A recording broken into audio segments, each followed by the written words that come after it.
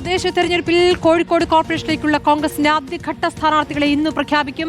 രമേശ് ചെന്നിത്തലയാണ് സ്ഥാനാർത്ഥികളെ പ്രഖ്യാപിക്കുന്നത്. അതേസമയം LDFന്റെ സീറ്റ് വിഭജനത്തിലെ CPIM RJD തർക്കം പരിഹരിച്ചു എന്ന വാർത്തയുണ്ട്. നടക്കാവ് സീറ്റിൽ RJD തന്നെ മത്സരിക്കും. മൂന്നാളിങ്കൽ വാർഡ് CPIMന് വിട്ടു നൽകും. സ്ഥാനാർത്ഥി നിർണയത്തിനായുള്ള ഇടതുമുന്നണിയുടെ അന്തിമ ചർച്ചയും ഇന്ന് നടക്കും. VS രഞ്ജിത്ത് സമഗ്ര വിവരങ്ങളുമായി.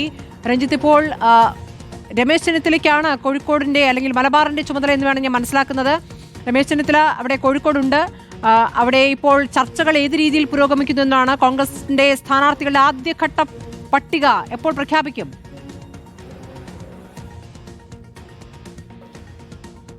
സ്മൃതി, 1 മണിയോടുകൂടി കോൺഗ്രസിന്റെ ആദ്യഘട്ട സ്ഥാനാർത്ഥി പട്ടിക പ്രഖ്യാപിക്കും എന്നാണ് ഇപ്പോൾ നമുക്ക് അറിയാൻ സാധിക്കുന്നത്. അതിൽ പൂർണ്ണമായുമുള്ള ഒരു മത്സര ചിത്രം നമുക്ക് വ്യക്തമാവില്ല. കാരണം തർക്കമുള്ള വാർഡുകൾ മാറ്റിവെച്ചുകൊണ്ട് തർക്കമില്ലാത്ത വാർഡുകളിൽ സ്ഥാനാർത്ഥികളെ പ്രഖ്യാപിക്കുക എന്നുള്ളതാണ്. അതിൽ തന്നെ ഈ KPCC ജനറൽ സെക്രട്ടറിമാരായിട്ടുള്ള വിദ്യാ ബാലകൃഷ്ണൻ, അതുപോലെ PM നിയാസ്, യൂത്ത് കോൺഗ്രസിന്റെ മുൻ അധ്യക്ഷനായിട്ടുള്ള ആദം മുൽസി തുടങ്ങിയവരുടെ സീറ്റുകൾ പ്രഖ്യാപിക്കുമോ എന്നുള്ള കാര്യത്തിലാണ് ഒരു വ്യക്തത വരേണ്ടത്. PM നിയാസിന്റെ പേര് 2 ഇടങ്ങളിലുണ്ടായിരുന്നു. ഒന്ന് എരഞ്ഞിപ്പാലത്ത് അദ്ദേഹത്തിന്റെ സ്വന്തം നാട്ടിൽ അദ്ദേഹത്തിന്റെ പേരുണ്ടായിരുന്നു. അതോടൊപ്പം കല്ലായി വാർഡിലും അദ്ദേഹത്തിന്റെ പേരുണ്ട്. ഇവിടെ എവിടെയായിരിക്കും PM നിയാസ് മത്സരിക്കുക എന്നുള്ളതാണ് അറിയേണ്ടത്. അതോടൊപ്പം നടക്കാവ് സീറ്റിനെ സംബന്ധിച്ച് ഒരു തർക്കം നിലനിൽക്കുന്നുണ്ട്. വിദ്യാ ബാലകൃഷ്ണൻ വെള്ളിമാടുകുന്ന് സീറ്റിലായിരിക്കും വിദ്യാ ബാലകൃഷ്ണൻ മത്സരിക്കുക എന്നാണ് നമുക്ക് മനസ്സിലാക്കാൻ സാധിക്കുന്നത്. ആദം മുൽസി അരീക്കാട് മത്സരിക്കും എന്നുള്ളൊരു വിവരമുണ്ട്.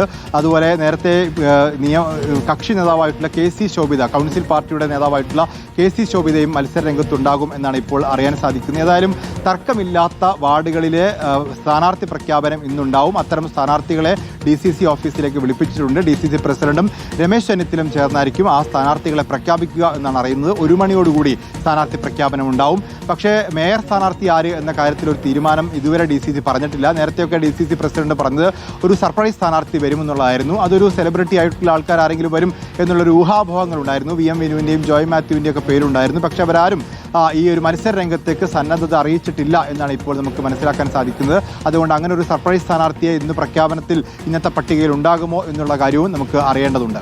കോൺഗ്രസിന്റെ കാര്യത്തിൽ 1 മണിക്ക് ആദ്യഘട്ട സ്ഥാനാർത്ഥികളെ പ്രഖ്യാപിക്കുമ്പോൾ LDFന്റെ കാര്യത്തിൽ എങ്ങനെയാണ്? LDFന്റെ സീറ്റ് വിഭജനത്തിലെ CPIM RJD തർക്കം പരിഹരിക്കപ്പെട്ടല്ലോ.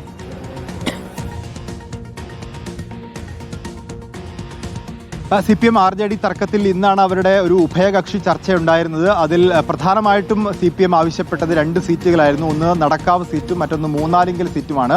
ആ നടക്കാവ് സീറ്റ് RJDക്ക് തന്നെ വിട്ടു നൽകും. RJD കിഷൻ ചന്ദ് നടക്കാവ് മത്സരിക്കുമെന്നാണ് നമുക്ക് മനസ്സിലാക്കാൻ സാധിക്കുന്നത്. മൂന്നാലിങ്കൽ സീറ്റ് അത് കാലാകാലമായി RJD മത്സരിച്ചുകൊണ്ടിരുന്ന സീറ്റാണ്. ആ സീറ്റ് CPIMന് വിട്ടുകൊടുക്കുകയും അതിന് പകരമായി മറ്റൊരു സീറ്റ് അവർക്ക് നൽകാനുള്ള തീരുമാനം ഒരുപക്ഷെ കല്ലായി സീറ്റായിരിക്കാം എന്നാണ് മനസ്സിലാക്കാൻ സാധിക്കുന്നത്. LDFൽ സീറ്റ് ചർച്ചകൾ വഴിമുട്ടി നിന്നത് RJDയുമായിട്ടുള്ള സീറ്റ് ധാരണയിലാണ്. 5 സീറ്റുകളാണ് നിലവിൽ RJD മത്സരിക്കുന്നത്. അതിലൊരു സീറ്റ് CPIM ഏറ്റെടുക്കാനുള്ളൊരു ധാരണ ഉണ്ടായിരുന്നു. പക്ഷേ ആ സീറ്റ് ഏറ്റെടുക്കുന്നില്ല. പകരം 5 വാർഡിൽ ഒരു വാർഡിന് പകരം മറ്റൊരു വാർഡ്, മൂന്നാലിങ്കൽ വാർഡിന് പകരം മറ്റൊരു വാർഡ് നൽകാമെന്നുള്ളതാണ്. ഇതേപോലെ തന്നെ CPIയുമായുള്ള വാർഡ് വിഭജനത്തിലും ചെറിയ തർക്കമുണ്ട്. 2 വാർഡുകൾ, അത് വെള്ളിമാടുകുന്ന് വാർഡും അതുപോലെ മീഞ്ചന്ത വാർഡും CPIM ഏറ്റെടുക്കാനുള്ള ആഗ്രഹം പ്രകടിപ്പിച്ചിട്ടുണ്ട്. അതിന് പകരം ഏത് വാർഡ് കൊടുക്കും?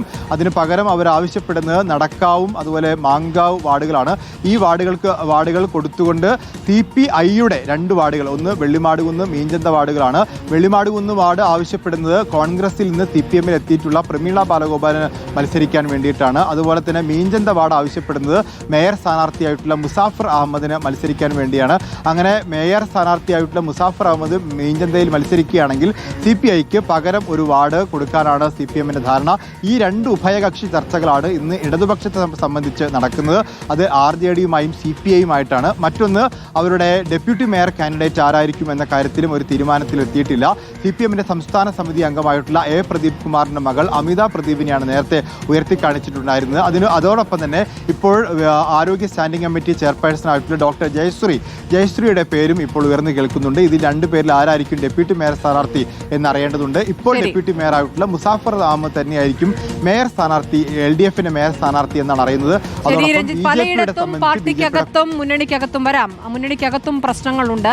ആ പ്രശ്നങ്ങൾ വളരെ വേഗത്തിൽ പരിഹരിക്കുക എന്നുള്ള കാര്യത്തിൽ പാർട്ടികൾ വളരെ വേഗത്തിൽ ചർച്ചകൾ പുരോഗമിച്ചുകൊണ്ടിരിക്കുന്നു പാർട്ടികളിൽ എന്നുള്ള വിവരമാണ് നമുക്ക് ലഭിക്കുന്നത്. ഏതായാലും ഇന്ന് 12 മണിക്ക് തദ്ദേശ തെരഞ്ഞെടുപ്പിലെ തീയതി പ്രഖ്യാപിക്കാനിരിക്കുന്നു. 1 മണിക്ക് സ്ഥാനാർത്ഥികളുടെ കാര്യത്തിൽ ആദ്യ പട്ടിക കോൺഗ്രസ് പുറത്തിറക്കുമെന്നാണ് അറിയുന്നത്.